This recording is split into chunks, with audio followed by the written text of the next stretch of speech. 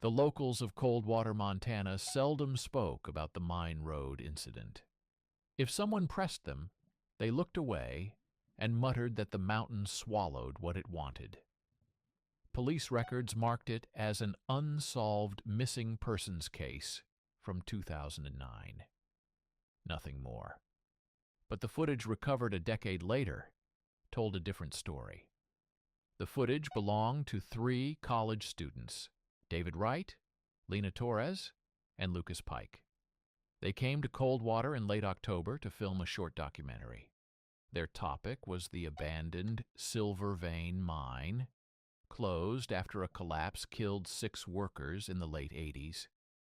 But locals whispered that the collapse wasn't an accident. Something was found inside the mine shortly before the cave-in.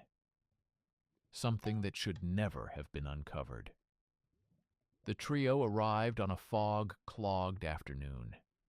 Their car rattled down a broken dirt road until the wooden remains of the mine's entrance rose in front of them like ribs of a buried beast. The first part of the recovered footage is simple. Laughter, banter, David reviewing the script, Lena testing sound equipment, Lucas circling the mine with the camera. Then, in the far background, something moves. A shape that shifts behind a stack of collapsed rocks. Lucas didn't mention it on camera. The second segment shows them exploring the mine's perimeter. Lena recites from a newspaper clipping, "Workers reported hearing voices inside the tunnels. Engineers dismissed the claims as acoustic distortions." She lowers the paper, frowning. "Why do humans always assume the unknown is just an echo?" Lucas jokes to cut the tension, but the microphone captures something faint behind them. A whisper too soft to identify. That night they set up a campsite near the entrance. Fog sank between the trees. Their fire barely held back the darkness. Lucas kept recording, pointing the lens at the mine. A hollow groan came from deep inside, as though stone itself exhaled. David insisted it was the old support beams shifting. But at 2:43 a.m., the camera caught something walking near the tree line. Not quite human, too tall. Its limbs moved with a strange delay, as if its body listened to rhythms no person could follow.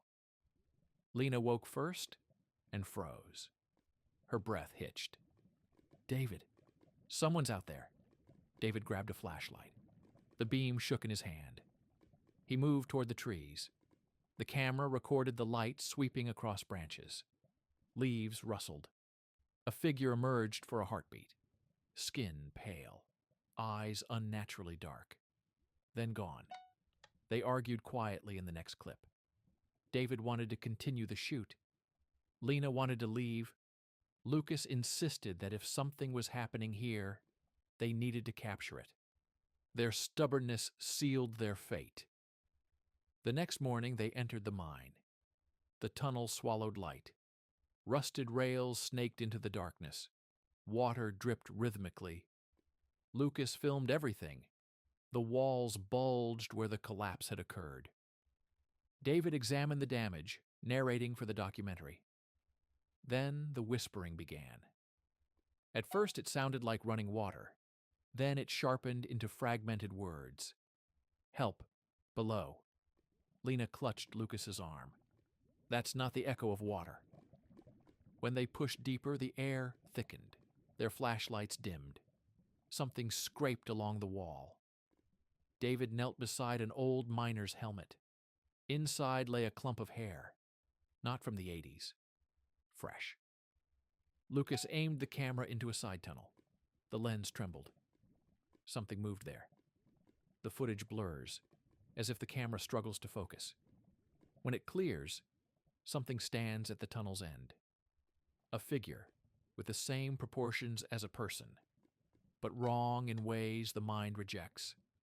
Its head tilts too far, its arms hang too long, its chest rises without breathing. David shouts. The lights flicker. The tunnel behind them collapses slightly. sending dust and stone into the air.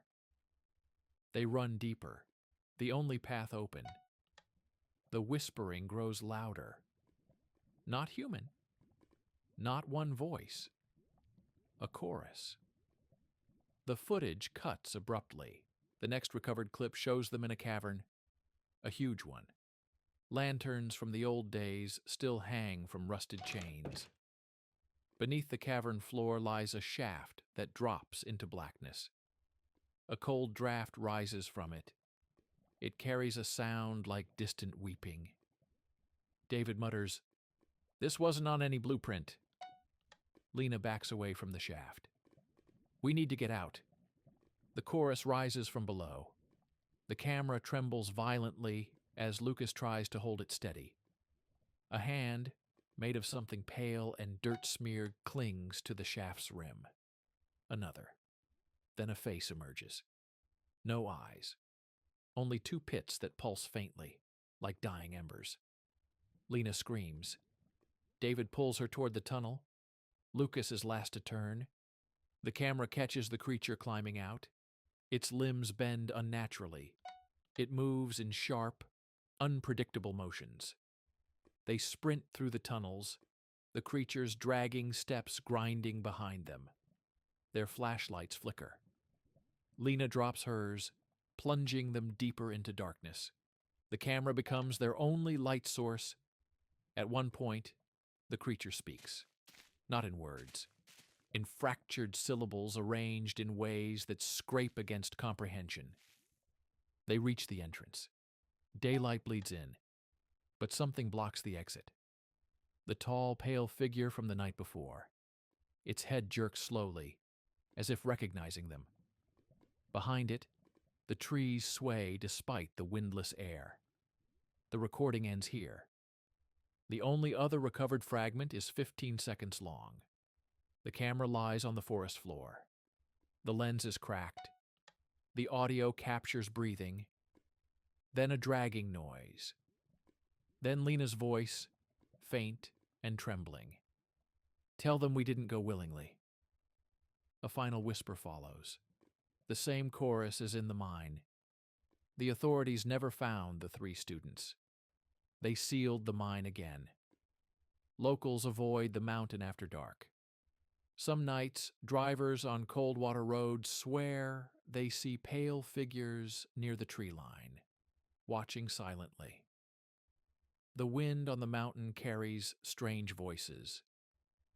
Coldwater police call it superstition, but the remaining footage suggests otherwise. Whatever the miners unearthed decades ago never went back to sleep.